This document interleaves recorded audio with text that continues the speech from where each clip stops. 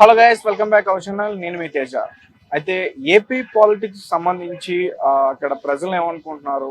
Recent గా కూటమి అయితే భారీ విజయంతో గెలిచింది. చాలా హామీలు అయితే ఇచ్చారు. మరి ఆ హామీలన్నీ ఎంతవరకు నెరవేరుస్తారు? ఇవన్నీ కూడా మనతో పాటు డిస్కస్ చేయడానికి ఒక కామన్ మ్యాన్ గణేష్ ఉన్నారు. అతనితో మాట్లాడదు. నమస్తే అన్న. నమస్కారం. సో కూటమి గెలిచిన తర్వాత ఎలా అనిపిస్తుంది? చాలా హ్యాపీగా ఉంది, చాలా పీస్ఫుల్ గా ఉంది. ఒక రకంగా చెప్పాలంటే రామరాజ్యంలో ఉన్నట్టు ఆ ఫీలింగ్ ఉంది. బట్ ఇంకా టైం ఉంది కదా, ఇంకా లైవ్ లోకి కూడా రావచ్చు.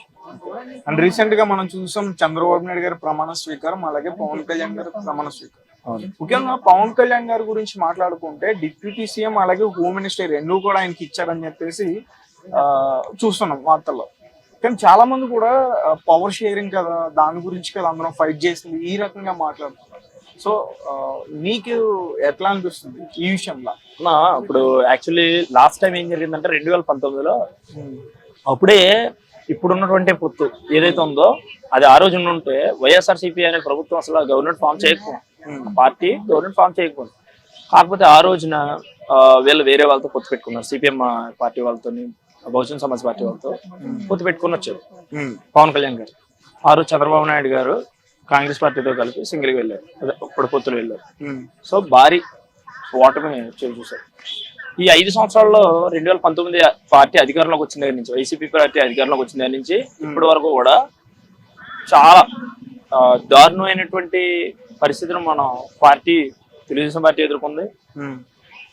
పవర్ స్టార్ గారు పవన్ కళ్యాణ్ గారు కూడా ఎదుర్కొన్నారు. జన సైనికుల కూడా మీద కూడా ఎన్నో కేసులు పెట్టడం అనేది జరిగింది. కొన్ని సందర్భాల్లో పవన్ కళ్యాణ్ గారిని రోడ్ల మీద ఆపేసి పరిస్థితి కూడా వచ్చింది. ఒక అరెస్ట్ చేయక ముందు, అరెస్ట్ చేసిన తర్వాత చంద్రబాబు నాయుడు గారు లాంటి 40 సంవత్సరాల రాజకీయ అనుభవం ఉన్న వ్యక్తిని అరెస్ట్ చేశారు, మనం ఎంత అనే ఒక కొంచెం భయం, కాస్త ఆలోచనతో పొత్తు అనేది ప్రకటించడం జరిగింది. ఇంకా ఇప్పుడు కూడా మనం సపరేట్ గా వెళ్తే మనం గవర్నమెంట్ ఫామ్ చేయలేము, మీరు గెలలేరు, నేను గెలలేను. సో కలిపే మనం వెళ్దాము. ఇప్పటికే రాష్ట్రం అంతా చాలా నాశనం అయిపోయింది. సో ఈసారన్నా సరే మనం అందరూ పోటీ కలిపి పొత్తులో భాగంగా పవర్ షేరింగ్ అనుకోండి, పవర్ షేరింగ్ ద్వారా వెళ్దాము. వెళ్ళి ఫస్ట్ ఆఫ్ ఆల్ వైఎస్ఆర్సీపీ అనే పార్టీ లేకుండా చేద్దామని చెప్పేసి ఆలోచనలో తీసుకున్న నిర్ణయం. చాలా షార్ట్ నిర్ణయం, కేవలం 15 మినిట్స్, 15 నిమిషాలు మాత్రమే పవన్ కళ్యాణ్ చంద్రబాబు నాయుడు అరెస్ట్ అయినప్పుడు ములాఖత్లో భాగంగా మాట్లాడినటువంటి మాటలు. అయితే దీని మీద ఎలాంటి చర్చలు కూడా వాళ్ళ పార్టీ శ్రేణులతో కూడా చర్చించకుండా డిసిషన్ తీసుకున్నారు.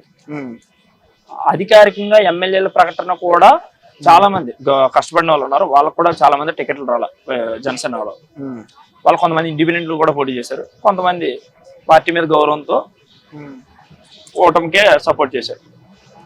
ఈ రోజు 164 స్థానాలు కైవసం చేసుకున్నారు. ఇండియాలోనే అఖండ భారీ మెజారిటీ, ఇది ఒక రకంగా చెప్పాలంటే. సో జగన్మోహన్ రెడ్డి గారు వైనాట్ 175 అని చెప్పేసి కొన్ని ప్రగల్భాలు మాట్లాడాడు న్యూస్ లో, ఛానల్లో. వాళ్ళ మినిస్టర్ కొడాలి నాని కానీ, రోజా కానీ, తీర్ని నాని, ఈ బ్యాచ్ అందరూ కూడా. ఈ మధ్యన ఒక పిల్ల హీరో, సింగిల్ హీరో ఒకడు ఉన్నాడు, యాక చిత్ర నటుడు అని, మార్గన్ భరత్. ఆయన కూడా కొన్ని మాటలు మాట్లాడాడు, నేను డెవలప్ చేస్తాను, అది చేస్తాను.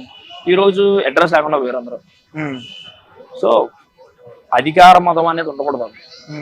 నువ్వు ఏం పని చేస్తావు ప్రజలకు తెలియజేసే విధంగా నీ మాట్లాడాలి తప్ప, అధికారం ఉంది కదా అని నోటికి వచ్చిన మాటలు మాట్లాడి మహిళల్ని బాధ పెట్టే విధంగా అధికార బలం చూపెడితే ఈ రోజు 161 స్థానంలో 151 స్థానంలో ఉన్న వ్యక్తి ఏమయ్యాడు, 11 స్థానాలు వస్తాయి. కానీ ఒక రకంగా జగన్మోహన్ రెడ్డి అక్కడ పరిపాలన 11 సీట్లకి స్థానాలకు వచ్చేంత దారుణంగా అయితే చేయలేదని నేనంతా. నువ్వేమంటావు? మీరు అన్నది వాస్తవం అన్న. ఇప్పుడు ఓట్ షేరింగ్ కూడా నియర్లీ 40% ఐ థింక్ గెలిచారు వీళ్ళు. ఓటు వేసిన వాళ్ళు కూడా 57% స్టేట్ గవర్నమెంట్ కి సపోర్ట్ చేశారు, రిమైనింగ్ మాత్రం వైఎస్ఆర్సీపీకి పడినాయి. అయితే ఏంటంటే ఇందులో 2019లో కూడా జగన్మోహన్ రెడ్డి సీఎం అవ్వాలని చెప్పేసి అందరూ ఓట్లు వేస్తే గెలిచిన ఓట్లు అయితే కాదని నేను అనుకుంటున్నాను. ఆ రోజు ఆయన మీద అభిమానం ఉంది, ఈ రోజు కూటమి మీద అభిమానం. కూటమి మీద అభిమానం అంటే పార్టీల మీద అభిమానం కాదు. రాష్ట్రం ఏమైపోతుందో ప్రతి తీసుకుని తాకట్టు పెట్టేసి అమ్మేస్తున్నాడు. పథకాలు ఇచ్చే ఉపయోగం, వీడు 20,000 సంవత్సరానికి 20,000 ఇస్తున్నాడు. 20,000 ఇచ్చింది ఇంచుమించు 18,000 లేకపోతే 23,000 అయితే ఎక్కువ లేదా తక్కువ, ఎంతమంది లాగేసుకున్నాడు ట్యాక్సుల రూపంలో అన్న ఆలోచనలో. ఈ రోజు ఇసుక కట్టుకోవడానికి ఎంత ఒక సామాన్య నిరుపేద ఇల్లు కట్టుకోలేని పరిస్థితికి తీసుకొచ్చాడు. అవునా? అయితే మరి ఇప్పుడు రైట్, నువ్వు అన్నది నేను ఒప్పుకుంటాను ఇసుక విషయంలో కానీ ఇంకా ఇతర వేరే విషయాల్లో కానీ. అదే మరి ఇప్పుడు కొత్తగా వచ్చిన ఈ కూటమి ప్రభుత్వం వీటన్నిటిని కూడా అరికట్టగలుగుతుందా? అంటే ఒక మధ్య తరగతి మనిషి, ఒక సాధారణ మనిషి, ఒక సామాన్యుడు ఆంధ్రప్రదేశ్ లో ఒక చిన్న చిరు వ్యాపారం చేసుకుని బ్రతకగల స్థాయికి వస్తారా? స్టార్టింగ్ ఒక సంవత్సరం వరకు కష్టమైన పని అన్న. ఎందుకంటే ఇప్పటి వరకు కూడా వైఎస్ఆర్సీపీ ప్రభుత్వం పథకాలు అనౌన్స్ చేసింది. ఆ అమౌంట్ లో ఏదైతే ఫండ్ ఉందో ఆ ఫండ్ ని కొంచెం మేనేజ్ చేయాలంటే అది ఒక రోజులో 2 రోజుల్లో లేదంటే 2-3 నెలల్లో అయిపోయే పని కాదు. సంవత్సరం వరకు దీని ఇంపాక్ట్ గట్టిగానే ఉంటది. వైఎస్ఆర్సీపీ ఇప్పటి వరకు 5 సంవత్సరాలు చేసిన ఇంపాక్ట్ సంవత్సరం పాటు ఉంటుంది. రిమైనింగ్ 4 సంవత్సరాల్లో అభివృద్ధి అనేది గట్టిగా ఉంటుంది. ఆల్రెడీ ఇప్పటికే అమరావతి కూడా పనులు మొదలు పెట్టేశారు. సో దీని ఇంపాక్ట్ అభివృద్ధి విషయానికి వస్తే అంటే ఏ రకంగా అభివృద్ధి కోరుకుంటున్నారు? ఏ విధంగా అంటే బ్రదర్, ఈ రోజు ఎలా ఉందంటే పరిస్థితి, ఒకనొకప్పుడు ఇక్కడ కనీసం ఒక ఫ్యాక్టరీ ఉండేది, లేదంటే ఒక గవర్నమెంట్ జాబ్ ఉండేది. మా అబ్బాయి ఇచ్చేయగలడు లేకపోతే నా కూతురు ఇక్కడే ఉండి జాబ్ చేసుకుంటది అన్న ఆలోచనలతో అప్పులు చేసి చదివించినటువంటి పరిస్థితులు. ఈ రోజు ఒక 10,000 రూపాయలు సంపాదించుకోలేని పరిస్థితిలో ఆంధ్రప్రదేశ్ ఉంది. అదే 10,000 రూపాయలు సంపాదించుకోవడానికి హైదరాబాద్ వెళ్ళిపోతున్నారు, చెన్నై వెళ్ళిపోతున్నారు, దూరం వెళ్ళిపోతున్నారు. వాడు తింటున్నాడా బతుకుతున్నాడో తెలియదు. ఇక్కడ చూస్తే ఇక్కడ ఉన్న గవర్నమెంట్ హాస్టల్ అంటే తాకట్లు పెడుతున్నారు. అంటే ఇక్కడ ఎంత దారుణంగా ఉందంటే పరిస్థితి, రేపొద్దున్న మన భవిష్యత్తు ఏంటి? మళ్ళీ ఒరిస్సా రాష్ట్రంలో అయిపోతుంది. ఎన్డీఏ ప్రభుత్వం ఉంది, డెవలప్మెంట్ చేయగలదు. చంద్రబాబు నాయుడు గారు లాంటి ఒక విజనరీ లీడర్ ఉన్నాడు, డెవలప్ చేయగలడు. పవన్ కళ్యాణ్ లాంటి ఒక విజనరీ ఒక కమిట్మెంట్ ఉన్న పర్సన్ ఉన్నాడు, అవినీతి జరగకుండా ఆపగలడు అన్న ఆలోచనలో ఈరోజు ప్రతి ఒక్కరు కూడా. ఎందుకంటే లాస్ట్ టైం అంటే సోషల్ మీడియా లేదు, ఎవరికి ఏమి తెలిసేది కాదు. 2019 అంత సోషల్ మీడియా ఇంప్రూవ్ అవ్వాలి. ఈ 5 సంవత్సరాల్లో ఇంప్రూవ్మెంట్ గట్టిగా అయ్యింది. సో ఆ 5 సంవత్సరాల ఇంప్రూవ్మెంట్ వైఎస్ఆర్సీపీ క్యాచ్ చేసుకుంది. ఈ 5 సంవత్సరాలు 2024 ఇప్పుడు ఎలక్షన్స్ కి ఉమ్మడి కూటమి ప్రభుత్వం ఏదైతే ఉందో పార్టీలు ఇవి క్యాచ్ చేసుకున్నాయి. సోషల్ మీడియా ఎఫెక్ట్ కూడా గట్టిగా వెళ్ళింది. అంటే చాలా మంది కూడా పవన్ కళ్యాణ్ గారికి రాజకీయ అనుభవం పెద్దగా లేదు అని చెప్పేసి ఈ రకంగా మాట్లాడారు. టీడీపీలోనే మాట్లాడారు చాలా మంది. మరి అలాంటి వ్యక్తికి ఈ రోజు టీడీపీ ఈ కూటమిలో సంబంధించి ఒక ఉన్నతమైన స్థానాలను ఇచ్చారు. మంత్రిగా, ఒకటి deputy CM, 2 home minister. So నువ్వేమంటావు? అంటే ఒక కామన్ మ్యాన్ గా పవన్ కళ్యాణ్ ఆ రెండింటికి సెట్ అవుతాడా? తెలుగుదేశం పార్టీ ప్రభుత్వం పవన్ కళ్యాణ్ గారికి ఇచ్చినటువంటి బాధ్యత చాలా మంచి బాధ్యత, గొప్ప బాధ్యత. కానీ పవన్ కళ్యాణ్ గారి స్థాయికి ఆ బాధ్యత చాలా చిన్నది. ప్రపంచాన్ని వేలేటువంటి ఆ నరేంద్ర మోడీ అంతటి వాడే పవన్ కళ్యాణ్ గారు ఆయనకి అంత వాల్యూ ఇస్తాడు, అంత వెయిట్ ఇస్తాడు. ఆయనకి అంత ఫ్యాన్స్ డమ్ ఉంది ఆయనకి. అన్ని చోట్ల ఓడిపోయాడు, 2 చోట్ల ఓడిపోయాడు లాస్ట్. ఈ 5 సంవత్సరాలు బట్టి పోరాటం చేస్తానే ఉన్నాడు. ఈ రోజున ప్రజలు అర్థం చేసుకున్నారు. ఆయన నేను ప్రమాణ స్వీకారంలో కూడా ఒక మాట అయితే అన్నాడు, ఎమ్మెల్యేలు అయినా, ఎంపీలు అయినా, మినిస్టర్లు అయినా అధికార బలం ఎవరో చూపించొద్దు, ప్రజల దగ్గరికి సాధారణమైన మనిషిలాగే వెళ్ళాలన్నాడు. 40 సంవత్సరాల లీడర్ అయినటువంటి చంద్రబాబు నాయుడు గారికి కళ్ళని నీళ్ళు ఎక్కించాడు. ఎందుకు వచ్చిన కళ్ళని నీళ్ళు? బాధలు పడ్డాను, నాకు నువ్వే గట్టెక్కిచ్చావు, నేను సీఎం అయినా. ఎందుకంటే ఆయన 40 ఇయర్స్ వచ్చేసినాయి, నియర్లీ 60 ఇయర్స్ వచ్చేసినాయి, 74 ఇయర్స్ వచ్చేసినాయి. మహా అయితే ఇంకో 5 ఇయర్స్ చేయగలరు, తర్వాత రెస్ట్ స్టేజ్కి వెళ్ళిపోవాలి. ఖచ్చితంగా ఆయన రెస్ట్ తీసుకోవాలి. సో ఇలాంటి పరిస్థితుల్లో ఖచ్చితంగా నేను ఇంకొకసారి ముఖ్యమంత్రి అయితే బాగుంటది, నేను చేయాలనుకున్న కళలు చాలా ఉండిపోయినాయి. సో అవన్నీ పనులన్నీ కూడా పెండింగ్ లో ఉన్నాయి. ఆ పెండింగ్ పనులన్నింటికి కూడా పర్మిషన్ ఇవ్వడానికి సంతకం పెట్టినటువంటి Pawan Kalyan, that is the matter. అంతే, పర్మిషన్ ఇచ్చింది సీఎం గా. ఈరోజు చంద్రబాబు నాయుడు గారు ప్రమాణ స్వీకారం చేసినా సరే పర్మిషన్ ఇచ్చినటువంటి వ్యక్తి పవన్ కళ్యాణ్ గారు.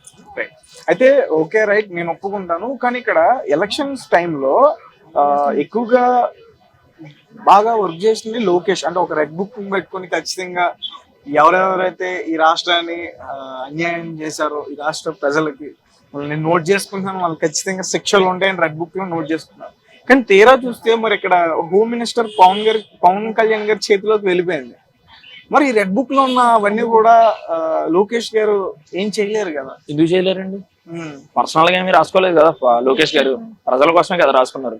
ప్రజల మీద జరిగిన తిరుగుబాటే కదా రాసుకున్నారు. అందులో ఎంతో మంది జన సైనికుల మీద దాడులు జరిగినాయి, బీజేపీ కార్యకర్తల మీద దాడులు జరిగినాయి, టీడీపీ కార్యకర్తల మీద దాడులు జరిగినాయి. ఇవన్నిటి మీద కూడా యాక్షన్ తీసుకోవాలనే కదా. అప్పుడు యాక్షన్ తీసుకోవాల్సి వస్తే లోకేష్ గారు తీసుకుంటే ఏంటి, చంద్రబాబు నాయుడు తీసుకుంటే ఏంటి, పవన్ కళ్యాణ్ తీసుకుంటే ఏంటి? మరి పవన్ కళ్యాణ్ గారు ఎలక్షన్ లో గెలిచిన తర్వాత వైసీపీ నాకు అంటే శత్రువులేం కాదు, 5 కోట్ల మంది ప్రజలు మనకి గెలుపునిచ్చారు, వాళ్ళకి మనం ఇది చేయాలన్నట్టు మాట్లాడారు కదా. ఓకే అన్న, నేను అందుకోసం అడుగుతున్నా. ఓకే సారీ, వెరీ గుడ్, మంచి క్వశ్చన్ అడిగారు. దానికి నేను ఇచ్చే సమాధానం ఏంటంటే, అధికారంలోకి వచ్చిన తర్వాత మేము తలలు తీసేస్తాము, మీరు లేకుండా చేసేస్తాము, లేపేస్తామని ఏ గవర్నమెంట్ ఏ ప్రజా ప్రతినిధి కూడా చెప్పడు. అర్థమైందా? ఖచ్చితంగా వాళ్ళు చేసినటువంటి ఏవైతే మిస్టేక్స్ ఉన్నాయో అవన్నీ కూడా రెక్టిఫై చేస్తారు, అది వెరిఫై చేస్తారు. వెరిఫై చేసినప్పుడు ప్రతిదీ పాయింట్అవుట్ చేస్తారు. అప్పుడు లోకేష్ గారు, పవన్ కళ్యాణ్ గారు శిక్ష వేయాల్సిన అవసరం లేదు. హైకోర్టు ఏదైతే ఉందో అదే శిక్ష వేస్తారు. అర్థమైందా? సో దానికి మీనింగ్ అదే. వ్యక్తిగతంగా మాకు ఎలాంటి కక్షలు లేవు, మీరు చేసిన మిస్టేక్లు ఏమన్నా ఉంటే వాటికి మాత్రం మీరు పనిష్మెంట్ తీసుకోవాల్సి ఉంటది. ఆ ప్లేస్ లో మీరున్నా మేమున్నా అంతే. రేపు పొద్దున్న మళ్ళీ వైఎస్ఆర్సీపీ ప్రభుత్వం 2029లో ఫామ్ అయింది అనుకో, ఫర్ ఎగ్జాంపుల్, అది కాకపోతే ఏబిసిడి పార్టీ, అప్పుడు ఈ ప్రభుత్వంలో ఉన్న వాళ్ళు చేసిన అవినీతి పనులన్నీ కూడా బయటకు లాగుతారు. అది కామన్, మన తెలంగాణలో కూడా చూసాం. సో అది మనం ఫేట్ మార్చలేము. సో కూటమిలో ఒక పథకం అయితే ఆల్రెడీ, అలాంటి పథకం ఇక్కడ తెలంగాణలో ఆల్రెడీ అమలైంది, ఉచిత ఫ్రీ బస్ మహిళలకు. మరి మన ఆంధ్రప్రదేశ్ లో అది వర్కౌట్ అవుతుందా? అన్ని ప్రాంతాలకి ఇవ్వకపోవచ్చు అనేది నా ఒపీనియన్. అన్ని ప్రాంతాలకి ఇవ్వకపోవచ్చు. ఐ థింక్ ఎంప్లాయ్మెంట్ చేసుకునే ఎవరైతే ఉంటారో వాళ్ళకి ఇస్తే బెటర్. అసలు చేస్తారనేది చూడాలి, ఇంకా జరుగుతూ ఉంది కాబట్టి ప్రాసెస్. దాని గురించి ఇంకా ఎవరో కూడా చర్చించుకోవట్లేదు. కాకపోతే తీవ్రమైన నష్టం అయితే కలుగుతుంది ఫ్రీ బస్ వల్ల. యాక్చువల్లీ మనం ఇక్కడ కూడా చూస్తా ఉన్నాం, హైదరాబాద్ లాంటి నగరంలో కనీసం రోజుకి ఆటో డ్రైవర్ కానీ లేదంటే కార్మికుడు రోజు 1500 2000 చేసుకున్నా అట్లీస్ట్ అడి లాభం 1000 రూపాయలు ఉంటుంది. ఇలాంటి ప్లేస్ లోనే, అంత ఐటీ సెగ్మెంట్ ఉన్న ఏరియాలోనే ఆటో వాళ్ళు బుర్రలు కొట్టేసుకుంటున్నారు. మా పరిస్థితి ఏంటి, మా పొట్టలు కొట్టేశారు గవర్నమెంట్. అలాంటిది ఆంధ్రప్రదేశ్ రాష్ట్రంలో ఆ ఆటో బయటకు వెళ్ళాడంటే కనీసం ఒక 500 రూపాయలు ఇంటికి తీసుకొచ్చి ఇచ్చేటువంటి పరిస్థితి ఇప్పుడు ఉంది. మరి రేపు పొద్దున్న మహిళలకి ఫ్రీ బస్సులను పెడితే ఖచ్చితంగా వాళ్ళు రోడ్డును పడే అవకాశాలు అయితే పూర్తి స్థాయిలో ఉన్నాయి. మరి ఆటో వాళ్ళకి ఎలాంటి ఉపాధి కల్పిస్తారో, వాళ్ళకి ఏ ఆర్థికమైన సాయం చేస్తారో అనేది గవర్నమెంట్ తీసుకోవాల్సిన విషయం. దాని గురించి కూడా చర్చించుకుంటే బాగుంటుంది. అలాగే ఎవరైతే నిరుద్యోగులు ఉన్నారో వాళ్ళకి నెల కొంత మేరకు డబ్బులు సహాయం చేస్తున్నారు, ఒక రకంగా పెన్షన్ లాగా వృద్ధులకి ఎలా అయితే ఇస్తున్నారో అలాగే నిరుద్యోగులకి. సో అది అంటే మంచిది, అది పథకం. అది నిరుద్యోగ వృత్తి ఇప్పటి వరకు అంటే ఇండస్ట్రీలు అన్ని చాలా ఫాస్ట్ గా ఫామ్ అవుతాయి. చంద్రబాబు నాయుడు గారు ఉన్నారు, ఆయన అంత ఈజీ పర్సన్ కాదు. ఈ రోజు హైదరాబాద్ లో ఉన్నటువంటి కంపెనీల్లో సుమారు ఈ 5 సంవత్సరాల్లో చాలా వరకు కంపెనీలు అక్కడ బ్రాంచ్లు పెట్టడం అయితే జరుగుతుంది, లేదంటే రావడం అయినా జరుగుతుంది.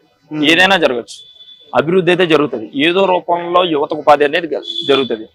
మరీ ఉపాధి కల్పించలేనటువంటి ఎవరైతే కొంతమంది, అది ఏజ్ బాగా పెరిగిపోయిన వాళ్ళు, లేదంటే ఉద్యోగం కూడా చేయలేనటువంటి పరిస్థితుల్లో ఉన్న వాళ్ళు, అలాంటి వారికి ఈ నిరుద్యోగ వృత్తి ఒక రకంగా యూజ్ అవుతుంది. అంతేగాని యువత నిరుద్యోగ వృత్తి మీద పూర్తిగా ఆధారపడిపోయే విధంగా అయితే గవర్నమెంట్ అయితే రన్ చేయరు. ఓకే.